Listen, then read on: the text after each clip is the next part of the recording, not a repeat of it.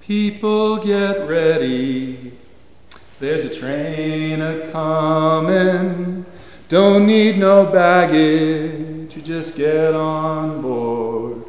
All you need is faith to hear the diesels hummin', don't need no ticket, just thank the Lord. So get on board, get on board. Get on board, get on board. I want to tell you about a place which would be mythical if it didn't actually exist. It's the kind of a place that Norman Rockwell might have painted. It's located in the next town over from Louisa May Alcott's childhood home. Here's a little ditty that was written about it about 100 years ago.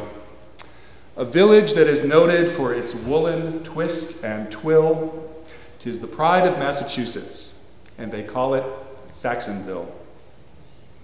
And I grew up in the sprawling metropolis of Saxonville, Massachusetts in the early 1960s. Saxonville is a neighborhood of Framingham, which is west of here. It's about 2.1 miles in diameter, roughly oval, and a river runs through it. When I was growing up, there were about 1,500 people. A church, a school, a library, a pizza place, a bar, and a mom-and-pop convenience store called Petruno's. Saxonville was named for the Saxon Carpet Company, which was built there in 1824. There was a waterfall which powered the original mill looms. They also produced that blue material that the Union Army wore during the Civil War. Saxon is actually the breed of sheep which provided the wool for these carpets. Many Saxonville families made this mill their life work and passed this generation on from generation to generation. Now, my father was the preacher at the one church in this blue-collar section of the town. My mother was the preacher's wife. My sister and I were the preacher's children, and Sybil, our miniature schnauzer, was the preacher's dog. Framingham was great because it sat on the shimmering ribbon of the brand new Massachusetts Turnpike. And at that time, you could drive 100 miles an hour without seatbelts. It was great. Adjacent to that was the wondrous Shoppers World, the first open-air shopping mall in the country.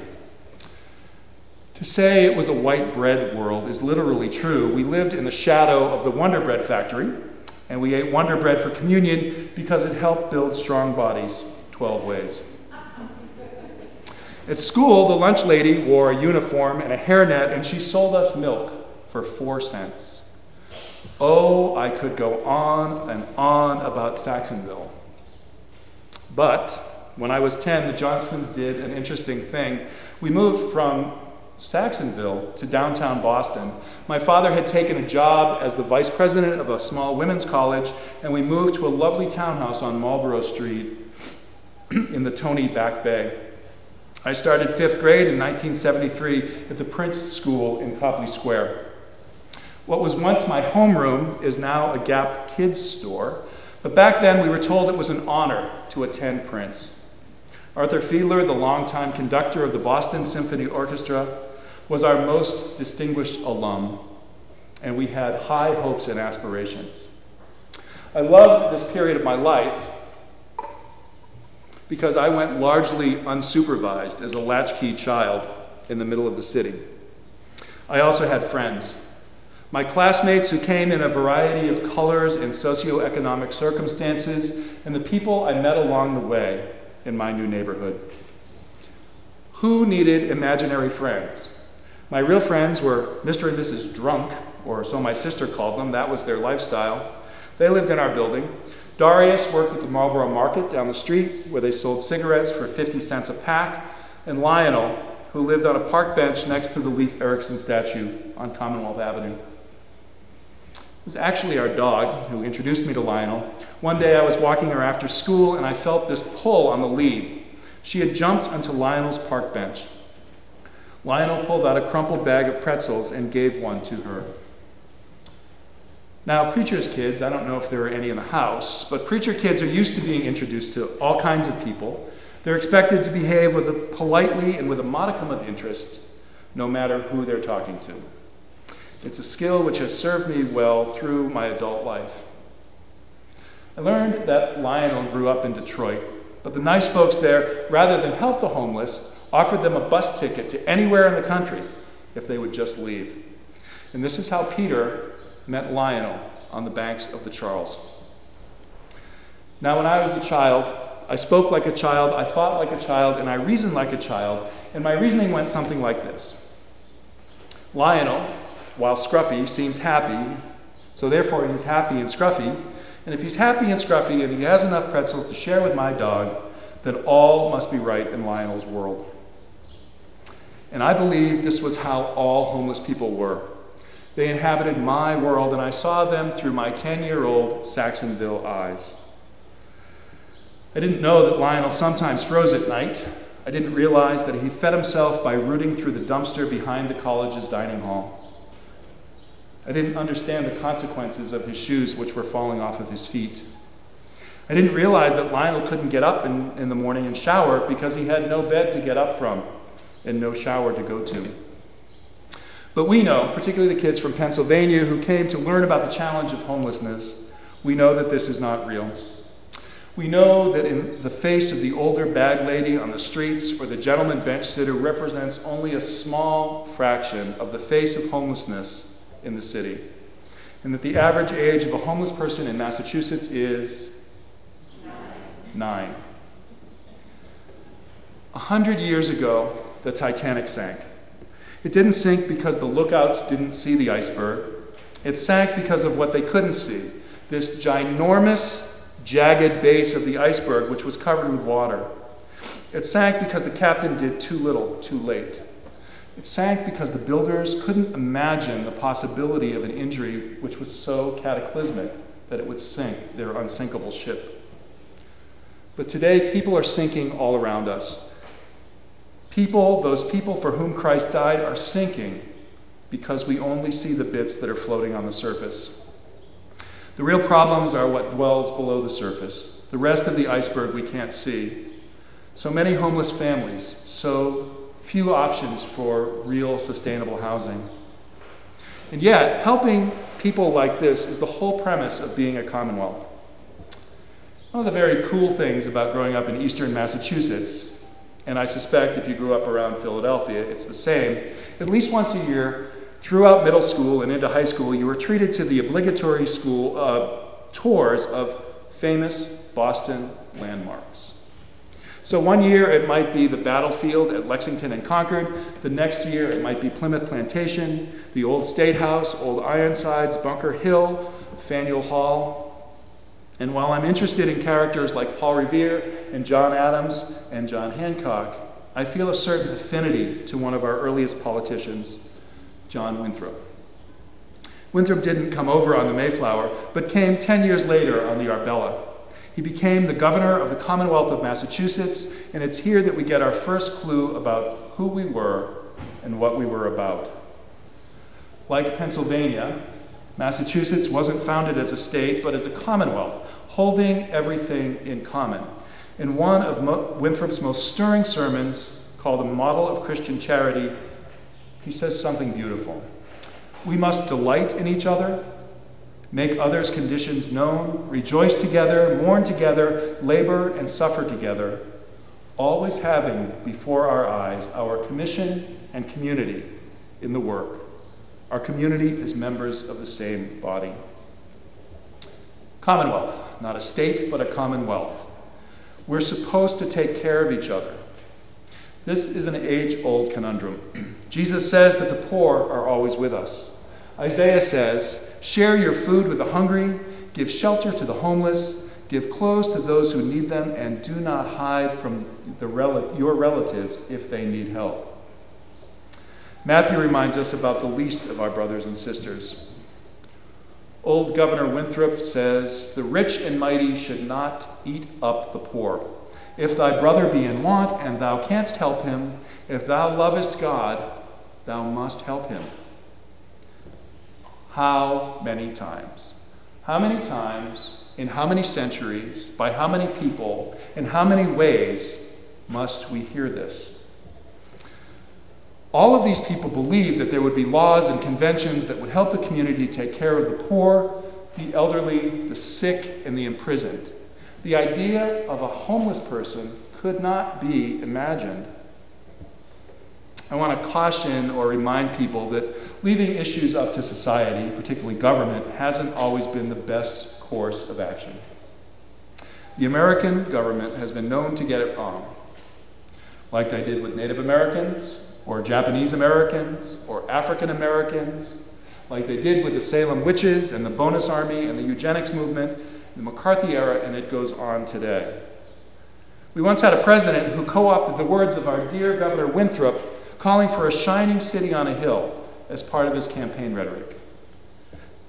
This president kind of got it wrong. On the homeless issue, he had much the same reasoning as I did when I was 10. In an interview on Good Morning America, he famously said, you can't help those who simply will not be helped. One problem that we've had, even in the best of times, is people who are sleeping on the grates. The homeless who are homeless, you might say, by choice. The challenge before us is this. The government is the one system that's uniquely poised to resolve this problem, and it can't, or it hasn't, or it won't.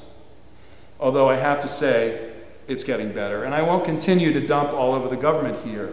And I also acknowledge that the church and society have not always acted as models of Christian charity. The name itself implies that only Christians need apply. Not only laws, but attitudes need to change. In biblical times, it was a sin not to extend hospitality to strangers, not to feed the poor, not to take care of the elderly and the infirm. In Deuteronomy 16:20, we hear, justice, justice you shall pursue. Let's say that together. Justice, justice you shall pursue. 16:20, just like the Pilgrims.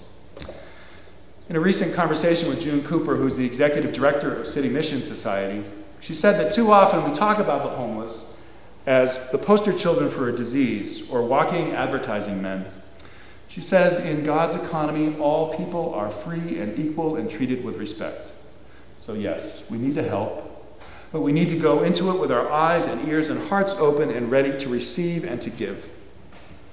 There's a basic human responsibility to reach out to others. Giving of your time and your money is a statement that you will do whatever you can to help. Some of this may be simply to hear the voices of those in need. And we know this. I know Wollaston regularly collects food for interfaith social services. There's some here at my feet. We built a house for Habitat for Humanity. We support the Quincy Teen Mothers Program. We support Ecclesia Ministries, which is the outdoor church for all, but specifically for homeless folks. And we host these beautiful youth groups from all across the country. This group from Pennsylvania came here to work. They've worked out at the Long Island Shelter Garden, Cardinal Madeira Center, Victory House Transitional Shelter, Pilgrim Shelter, Church Community Meals, and last night at the Pine Street Inn. They came here to learn and to work, and hopefully they will return to teach. I had a professor in seminary who summed up the whole thing for me. He said, in order to get to heaven, you need a note from the poor. In order to get to heaven, you need a note from the poor. In addition to hosting groups here at Wollaston, as part of my work as the student minister at City Mission Society, along with Amy Dion, we hosted a series of events educating youth from places like Stoughton and Canton and Dover and Tewksbury and Barnstable, and yes, in a particularly gratifying twist of fate, Saxonville, about the challenges of homelessness and what they as individuals, as groups, as churches, as towns, and future voters and legislators can do to alleviate some of the woes and provide some sustenance and comfort for those in need. It may be in material goods. It may be in listening to stories. It may be in writing a check. It may be in reminding, nay, bullying our legislators to do all they can, or at least a little bit more than they're doing. I am grateful for and hopeful about and humbled by this work. It just takes commitment, the presence of God, information, resources, education, and a few allies. You remember earlier in the service, we heard about a young boy who stepped up and against all odds confronted and defeated a giant of an adversary because God was on David's side. Well, folks, I offer to you that homelessness is today's Goliath. And if we choose, we can be soldiers in this battle, so that all this assembly may know that the Lord does not save by sword and spear, for the battle belongs to the Lord, and that God will deliver this enemy into our hands. Now, friends, this issue isn't one that we can resolve right here this morning. This issue isn't anything we can do all by ourselves. But here's what I'm doing. We're telling the story, and this may not sound like a lot or anything near a solution, but consider this. Jesus was a storyteller. He used stories called parables to change people's minds, to teach the illiterate, to challenge the government, and to change the world. And with this reminder, I think that's enough for today. From here, I hope you'll go home thinking about it. I hope you'll go home and think about one thing you can do as an individual or we as the church can do to help. And I pray that we follow the example of Jesus. And by doing this, we can change the course of history. So get on board, get on board, get on board, get on board. Amen.